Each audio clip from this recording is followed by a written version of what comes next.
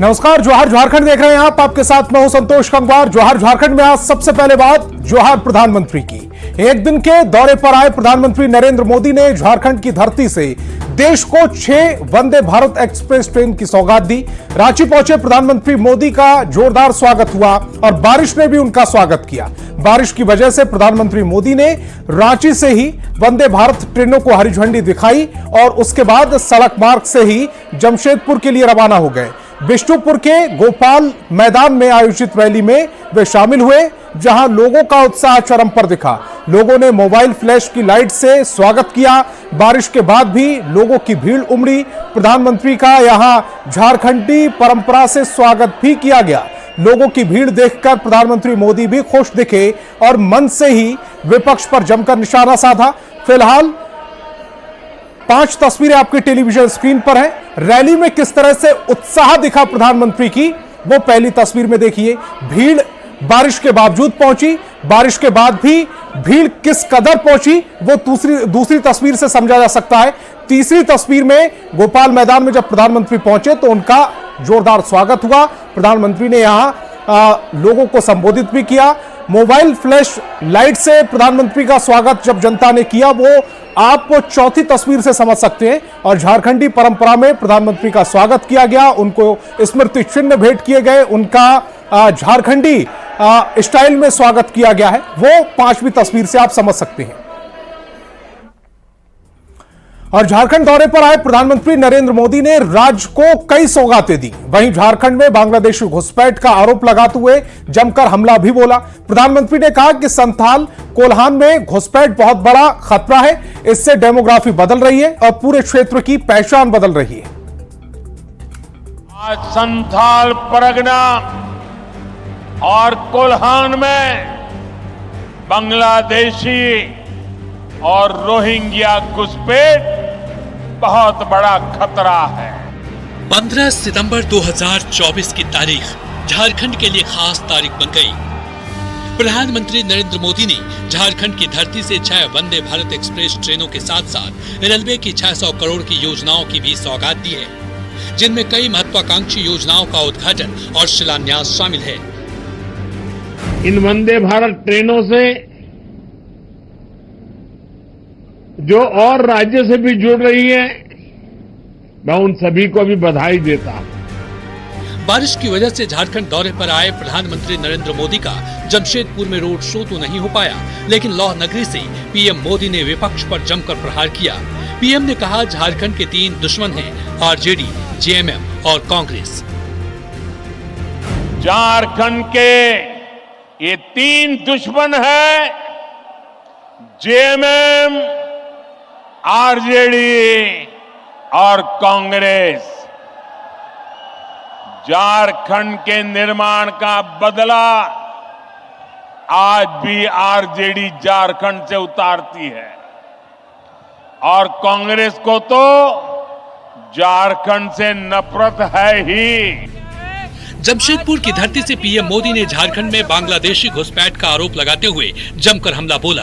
PM Modi Hemant Soren सरकार पर निशाना साधते हुए कहा कि राज्य सरकार घुसपैठ नहीं मान रही है, जबकि संथाल कोल्हान में घुसपैठ बहुत बड़ा खतरा है, इससे डेमोग्राफी बदल रही है और पूरे क्षेत्र की पहचान बदल रही है। आज संथाल परगना और कोल्हान में बांग्लादेशी और रोहिंग्या घुसपैठ बहुत बड़ा खतरा है। इस पूरे क्षेत्र की पहचान, यहां की डेमोग्राफी बहुत तेजी से बदल रही है। झारखंड में इसी साल विधानसभा का चुनाव है और बीजेपी पूरी तरह से चुनावी मोड में आ चुकी है। इस वजह से पीएम मोदी का झारखंड दौरा बहुत खास हो जाता है। पीएम मोदी ने जहां विरोधियों पर प्रहार किया, वहीं 6 वंदे भारत ट्रेनों की सौगात देकर झारखंड वासियों के जीवन की रफ्तार को तेज करने की कोशिश की है। न्यूज 18 के लिए जमशेदपुर से ओम प्रकाश, आशीष और प्रभंजन के साथ ब्यूरो रिपोर्ट। और जमशेदपुर की सभा में प्रधानमंत्री ने उत्पाद सिपाही भर्ती परीक्षा में जान गंवाने वाले परीक्षार्थियों का भी जिक्र किया। प्रधानमंत्री ने आरोप लगाया कि झारखंड सरकार मृत युवकों के परिवार वालों का दर्द समझने के बदले उनके जख्मों को कुरेदने में लगी है। प्रधानमंत्री ने कहा कि झारखंड में कुछ महीनों में बीजेपी की सरकार बनेगी तो सारे मामले की जांच कराई जाएगी और दोषियों पर कानूनी शिकंजा कसा जाएगा। हालात ये हैं कि भर्ती परीक्षाओं के नाम पर राज्य में 15 से ज्यादा युवाओं की जान तक चली गई। 15 नौजवान, उस मां के लाडले, उस बहन के भाई, इस सरकार की गलत व्यवस्था के कारण अपनी जान गंवा बैठे। प्रदेश सरकार संवेदनशील होने की जगह जख्मों को कुरेदने में लगी है। इस घटना में जिन युवाओं की जिंदगी गई है, मैं उन्हें श्रद्धांजलि देता हूं, उनके परिवारों को सांत्वना देता हूं और मैं वादा करता हूं, झारखंड में कुछ ही महीनों के बाद जब बीजेपी सरकार बनेगी, एनडीए सरकार बनेगी, तो इस सारे मामले की जांच करवाई जाएगी और जिम्मेवार लोगों को हर प्रकार से कानूनी शिकंजा कसा जाएगा। और बारिश की वजह से प्रधानमंत्री मोदी जमशेदपुर के टाटानगर रेलवे स्टेशन पर आयोजित कार्यक्रम में शामिल नहीं हो सके। इसके लिए उन्होंने टाटानगर की जनता से माफी भी मांगी और रांची से ही झारखंड को 6 वंदे भारत एक्सप्रेस ट्रेन की सौगात दी। प्रधानमंत्री ने रेलवे की 600 करोड़ की योजनाओं का भी उनकी सौगात दी। इनमें कई महत्वाकांक्षी योजनाओं का उद्घाटन और शिलान्यास शामिल है। यात्रियों के चेहरे पे मुस्कुराहटें बयान करते हुए यहाँ पे झारखंड को विकास का नया आशीर्वाद मिला है। 6 नई वंदे भारत ट्रेनें 650 करोड़ से ज्यादा की रेलवे परियोजनाएं, कनेक्टिविटी और यात्रा सुविधाओं का विस्तार इन वंदे भारत ट्रेनों से जो और राज्य से भी जुड़ रही है, मैं उन सभी को भी बधाई देता हूं। साथियों, एक समय था जब आधुनिक सुविधाएं, आधुनिक विकास देश के केवल कुछ शहरों तक सीमित रहता था।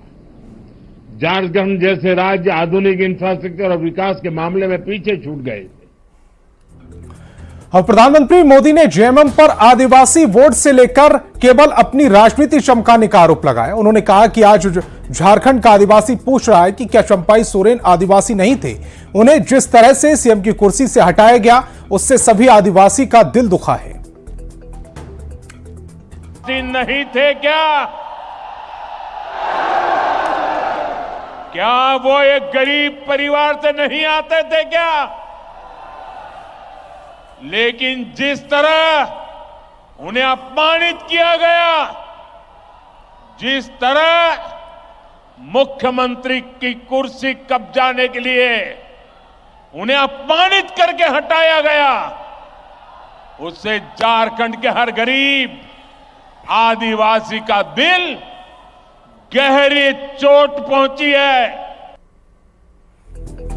और जमशेदपुर में कार्यक्रम के बाद सड़क मार्ग से रांची पहुंचने पर प्रधानमंत्री मोदी का मुख्यमंत्री हेमंत सोरेन ने अभिवादन किया। उन्होंने प्रधानमंत्री को रांची के बिरसा मुंडा एयरपोर्ट पर विदाई दी। हवाई अड्डा परिसर में सीएम ने प्रधानमंत्री मोदी का स्वागत किया और स्मृति चिन्ह भेंट कर विदाई दी। तो 2 तस्वीरें इस समय आपके टेलीविजन स्क्रीन पर हैं। पहली तस्वीर जब हेमंत सोरेन और प्रधानमंत्री नरेंद्र मोदी की मुलाकात हुई, उस समय स्मृति चिन्ह जब प्रधानमंत्री को प्रदान किया गया, हाथ मिलाकर उनका अभिवादन किया गया, उन्हें विदाई दी गई रांची से। उस दौरान की पहली तस्वीर है और प्रधानमंत्री नरेंद्र मोदी का जब काफिला रांची पहुंचा था, उस दौरान की दूसरी तस्वीर है।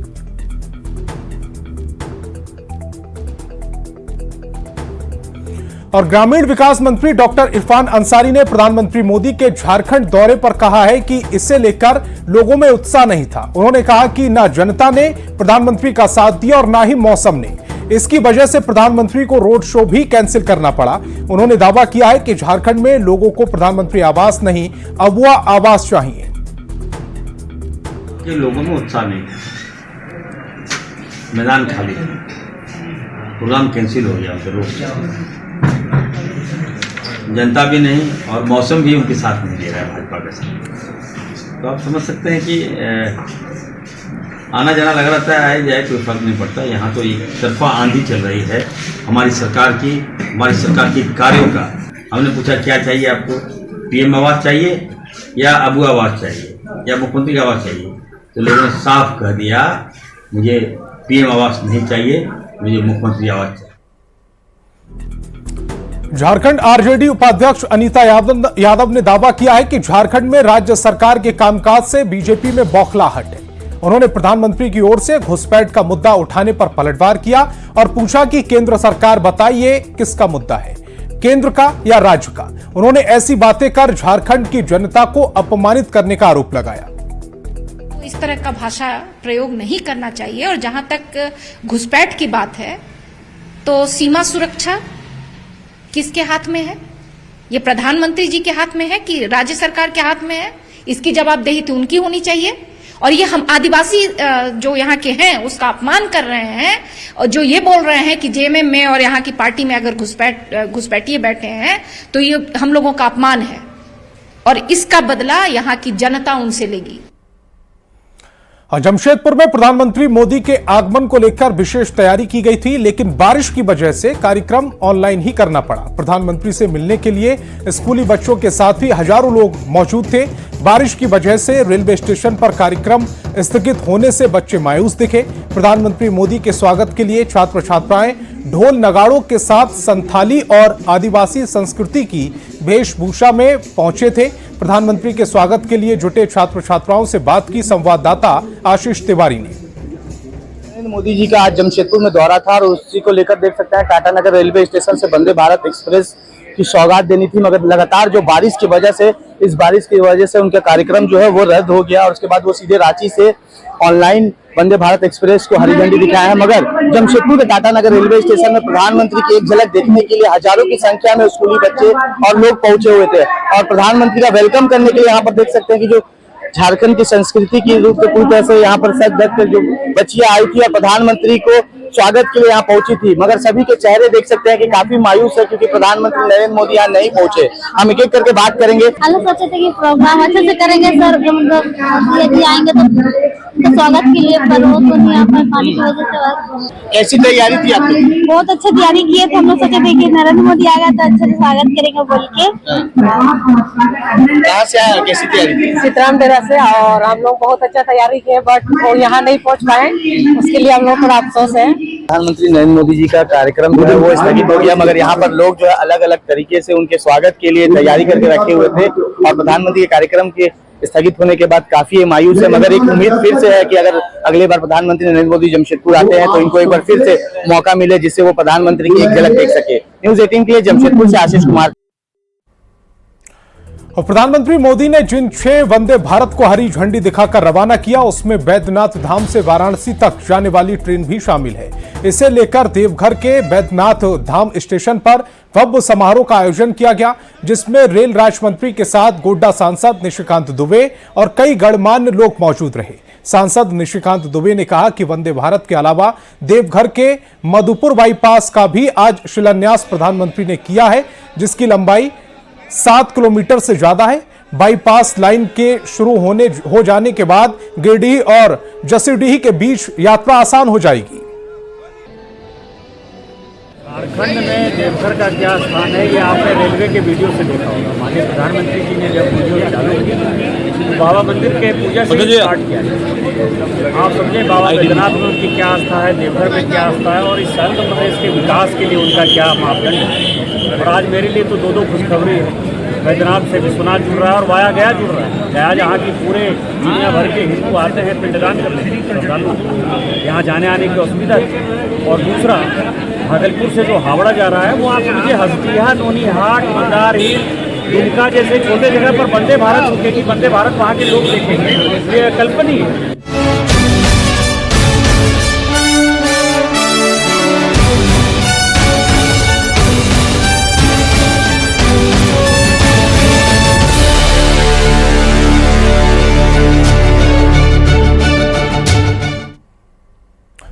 और हजारीबाग जिले में आए दिन सत्संग के नाम पर चंगाई सभा के जरिए धर्म परिवर्तन के आरोप सामने आते रहते हैं। पदमा थाना क्षेत्र के अंडार गांव में चंगाई सभा चल रही थी। आरोप है कि सत्संग के नाम पर धर्मांतरण का गंदा खेल खेला जा रहा था। इसकी जानकारी जब लोगों को लगी तो तकरीबन 50 की संख्या में लोग अडार गांव पहुंचे और धर्मांतरण के खेल बंद कराने की अपील की गई। इसी दौरान दोनों पक्षों में विवाद बढ़ गया और फिर माहौल इतना बिगड़ गया कि मारपीट और पथराव की नौबत आ गई।